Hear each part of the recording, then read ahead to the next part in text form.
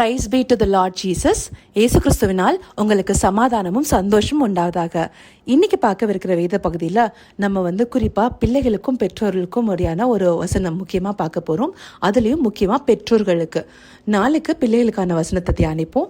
இன்னைக்கு பெற்றோர்களுக்கு அடிப்படையாக முக்கியமாக ஒரு வசனம் 2 இடத்துல ஒரே மாதிரி எம்பசைஸ் பண்ணி கொடுக்கப்பட்டிருக்கு. அதை பார்க்கலாம். நம்ம அந்த வசனம் எபேசியர் 6வது அதிகாரத்தில் 4வது வசனமும் கொலோசையர் 3வது அதிகாரத்தில் 21வது வசனத்திலையும் இருக்கு. அதுல என்ன கொடுத்திருக்காங்கன்னா, பிதாக்களே நீங்களும் உங்கள் பிள்ளைகளை கோபப்படுத்தாமல் கர்த்தருக்கேற்ற சிற்சையிலும் போதனையிலும் அவர்களை வளர்ப்பீர்களாகன்னு எபேசியர்லையும், கொலோசியர்ல பிதாக்களே உங்கள் பிள்ளைகள் திடனற்று போகாதபடி அவர்களுக்கு கோபமூட்டாதிருங்கள். அப்போ இந்த 2 இடத்துலையுமே கோபமூட்டாமல் இருங்கள்னு சொல்லிட்டு பெற்றோர்களுக்கு கொடுக்கப்பட்டிருக்கு. அதுவும் இந்த வசனம் எதுக்கப்புறம் கொடுக்கப்பட்டிருக்குன்னா, பிள்ளைகள், அதாவது அந்த பிள்ளைகள் எப்படி நடந்துக்கணும் அப்படின்றத சொன்னதுக்கு அப்புறமா தான் இந்த வசனம் கொடுக்கப்பட்டிருக்கு. இது ஒரு வகையில இன்டர்லிங்க் ஆயிருக்கு. எப்படின்னு நம்ம பார்ப்போம். பிள்ளைகள் பெற்றோர்களை கனப்படுத்தணுங்கிறதும் அவங்க கீழ்ப்படியணுங்கிறது நம்மளுக்கு பிரதானமான முதலாவது கற்பனையா 10 கட்டளையில கொடுக்கப்பட்டது. அது ஆண்டவர் நம்ம கிட்ட எப்பவுமே பெற்றோர்களுக்கு கொடுக்கக்கூடிய ஒரு கனமா நம்மளுக்கு நம்ம எல்லா ஒரு வேதத்தை அறிந்த பிள்ளைக்கு தெரிந்த ஒரு விஷயம். அப்போ எந்த ஒரு வேதத்தை அறிந்தவர்களும் வார்த்தைகளுக்கு ஒப்பு கொடுத்து நடக்கிறவர்களும் பெற்றோர்களை கனம் பண்ணுங்கிறது ஒரு முக்கியமான அவசியமான ஒரு வசனமா எல்லா பிள்ளைகளுக்கும் தெரிந்திருக்க வேண்டிய ஒன்றா இருக்கு. அப்போ இந்த இடத்துல அதுக்கு அடுத்தபடியா உடனேவே இந்த 2 வேத பகுதியிலையும் இந்த வசனம் ஏன் கொடுக்கப்பட்டிருக்கு?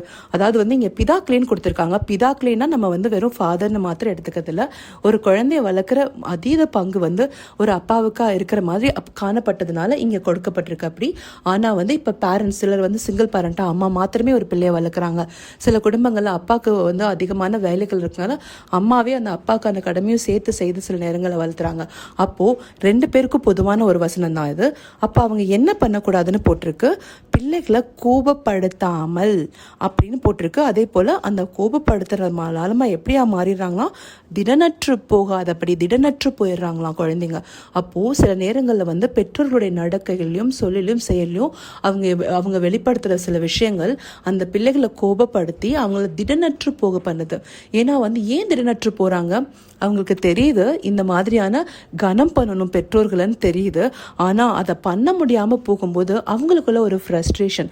ஏன்னா இங்கிலீஷ்ல இந்த திடனற்று போகாதபடியே ஃப்ரஸ்ட்ரேஷன் இல்ல நிறைய டேர்ம்ஸ்ல அதை எக்ஸ்பிளைன் பண்ணி போட்டிருக்காங்க. அவங்களால அதை இயலாமைனால முடியாம போய் அது அவங்களுக்கு ஒரு வகையான ஒரு வெளிப்பாடு ஒரு இமோஷனா இதாகுது. ஸோ எதனால அவங்களுக்கு அந்த மாதிரி ஆகுறாங்க? எந்த குழந்தையுமே பிறக்கும் போதே அதாவது அவங்களுடைய பெற்றோர்களை கனவீனப்படுத்தணும் இல்லை அவங்கள கீழ்ப்படியாமல் இருக்கணுன்ற முடிவோடு வரல. அவங்க அந்த வளர்க்கப்படுகிற விதங்கள்லையும் அதே போல் இந்த சமூகத்திலேருந்து அவங்க கற்றுத்தெரிந்து கொள்கிற சில விஷயங்களையும் அவங்களோட கேரக்டர் மாற்றங்களையும் சில விஷயங்களுக்கு உள்ளாகிறாங்க. அப்படி இருந்தும் ஒரு வேதத்தை கற்றுக்கொண்டு முக்கியமாக ஆண்டவருடைய வழியில் நடக்கிற பிள்ளைகள் அந்த பெற்றோர்களுக்கு எப்படியும் கனம் கொடுக்கணும், அவங்கள சரியாக நடத்தணுன்ற ஒரு ஆர்வத்தோடு நடப்பாங்க. ஆனால் சில நேரங்களில் பெற்றோர்கள் அவங்களுடைய சில கைகள்ல சில சொல்லால சில செயலால என்ன பண்ணிடுறாங்க? அந்த பிள்ளைகளை கோபமூட்டிடுறாங்க. இந்த மாதிரியான கோபமூட்டும் போது அவங்களால அவங்க அந்த கற்பனை கை கொள்ளாம போகும்போது அவங்க திடனற்று போயிடுறாங்க. அப்போ பெற்றோர்கள் எந்த விஷயத்துல கவனமா இருக்கணும்? அவங்கள வளர்க்கும் போதுதான் ஏன்னா அந்த எபேசியர் 6வது அதிகாரத்துல 4வது வசனத்தில் தெளிவாக கொடுத்திருக்கு, கர்த்தருக்கேற்ற சிற்சையிலும் போதனையிலும் அவர்களை வளர்ப்பீர்களாக. அந்த வளர்க்கிற பருவத்தில் அவங்க சரியான டிசிப்ளின்குள்ளே கொண்டு வரும்போது சரியா அந்த வழியில் அவங்க நடப்பாங்க அந்த பிள்ளைகள். அது நம்ம நீதிமொழிகளில் வெவ்வேறு வசனங்களில் பார்க்குறோம். அதாவது ஒரு சின்ன குழந்தையா இருக்கும் போதே அவங்கள பெரும்பாலும் அவங்கள அடிச்சா தப்பு இல்லைன்னு சொல்லிட்டு, அதாவது அவங்கள ஒரு கண்டிப்போட வளர்த்துறதுல தப்பு இல்லை. ஏன்னா அந்த வளர்ற ஸ்டேஜில் அவங்க அந்த கரெக்டாக வளர்த்துனாங்கன்னா அந்த குழந்தைங்க அது முதிர் வயதாக இருந்தாலும் அதை விட்டுற மாட்டாங்க. ஆனால் அதீத அன்பு காட்டினாங்கன்னா அப்படிதான் அந்த குழந்தைய தண்டிச்சிடுறாங்க, அவங்க தப்பான வழியில நடத்திடுறாங்க. ஏன்னா இப்பெல்லாம் ரொம்ப குழந்தைங்களுக்கு அதிகப்படியான லவ் காட்டிடுறாங்க. அப்படி ரொம்ப அன்பு காட்டப்பட்ட குழந்தை என்ன ஆகுதுன்னா ஒரு கட்டத்துல தப்பான சில விஷயங்களுக்குள்ள போயிடுது. ஏன்னா அவங்க அந்த அன்பை மாத்திரமே பார்த்து அவங்களால அந்த குழந்தைங்களால அந்த கண்டிப்பை ஏத்துக்க முடியல. அவங்களால சில விஷயங்கள் அதை பார்த்துட்டு அதனாலேயே அவங்க வழி விலகி தவறான விஷயத்துல போயிடுறாங்க. அதனால அதீத அன்பில் சரியான ஒரு பக்குவப்பட்ட ஒரு அன்பலையும் ஒரு இதுலயும் நடத்துறதுங்கிறது ரொம்ப முக்கியமாக, அதுவும் இந்த ஸ்டேஜில். ஏன்னா அந்த காலகட்டத்தில் கூட குழந்தைகளை வந்து சரியான ஒரு இதில் வளர்த்தாங்க, ஒரு அளவான அன்புலையும் இதுலையும். இப்போ பெற்றோர்கள் வந்து அளவுக்கு மீறின அன்பும் அவங்களோட தேவைகளுக்கு மேலே திங்ஸும் வாங்கி கொடுத்து அவங்கள நிறைய விதத்தில் வந்து பெற்றோர்களே பிள்ளைகளை ஸ்பாயில் பண்ணிடுறாங்க. ஸோ அந்த இடத்துல வந்து வளர்க்கும் போதே வந்து சரியாக கர்த்தருக்கேற்ற சிற்றையிலும் நல்ல ஒரு கர்த்தருக்கேற்ற ஒரு டிசிப்ளின்லையும் போதனையிலும் இன்ஸ்ட்ரக்ஷன்ஸையும் கொடுத்து குழந்தைங்களை வளர்த்தோம்னா அவங்க சரியாக வருவாங்க. அப்படி வரும்போது அவங்க கிட்ட வந்து நம்ம வந்து ஒரு கட்டத்தில், அதாவது முக்கியமாக அந்த டீனேஜ்லேருந்து அந்த குழந்தைங்க கல்யாணம் பண்ணி இன்னொரு வீட்டுக்கு போகிற வரைக்கும், இல்லை அந்த கல்யாணம் பண்ணிட்டு ஒரு மருமகளை கூட்டிகிட்டு வரும்போதோ, இந்த மாதிரியான அந்த ஸ்டேஜ்குள்ளார அந்த பிள்ளைகளை வந்து சரியான ஒரு விதத்தில் அவங்கக்கிட்ட வந்து அதிகமான ஒரு கண்டிப்போ, இல்லை வந்து நம்ம வந்து சில நம்மளோட நடக்கைகள்னாலோ அவங்கள கோபப்படுத்தும் போது அவங்க இந்த கற்பனைகளை ஃபாலோ பண்ண முடியாதபடி போயிடுறாங்க.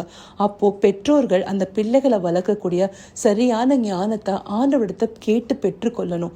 ஏன்னா வந்து அதுவும் நீதிமொழிகளில் வந்து கர்த்தருக்கு பயப்படுறவர்களுக்கு வந்து திட நம்பிக்கை உண்டு, அவர்கள் பிள்ளைகளுக்கும் அடைக்கலம் கிடைக்கும்னு போட்டிருக்கு. அப்போ கர்த்தருக்கு பயப்படுறதுங்கிறது வந்து எல்லாருமே ஃபாலோ பண்ண வேண்டிய ஒரு விஷயம். அதன் மூலமா கர்த்தருக்கு பயப்படுறது ஞானத்தின் ஆரம்பம். அந்த ஞானத்தை பெற்றுக்கொண்டு பிள்ளைகளை நடத்தும் போது அவங்களும் அந்த வழியில் நடந்து கர்த்தரிடத்துல வந்து அவங்களும் அடைக்கலம் பெற்றுக்கொள்வாங்க. அதுதான் அதுக்கூட மீனிங். அப்போ பேரண்ட்ஸ் ஆன நம்ம சில விஷயங்கள்ல சரியா கர்த்தருக்கேற்ற வழிகளில் கர்த்தருடைய வார்த்தைகளுக்கு ஒப்பு கொடுத்து நடக்கும்போது அந்த பிள்ளைகளையும் நம்ம அது வழியா நடத்துறது எளிதா இருக்கும். அதை விட்டுட்டு நம்ம சரியா சில விஷயங்களை இல்லாம நம்ம பிள்ளைகளையாவது அதுல சரியா இருக்கணும்ன்ற டிசிப்ளின் பண்ண போய் இல்லை அவங்க ஒரு ஸ்டேஜ் தாண்டிடுவாங்க.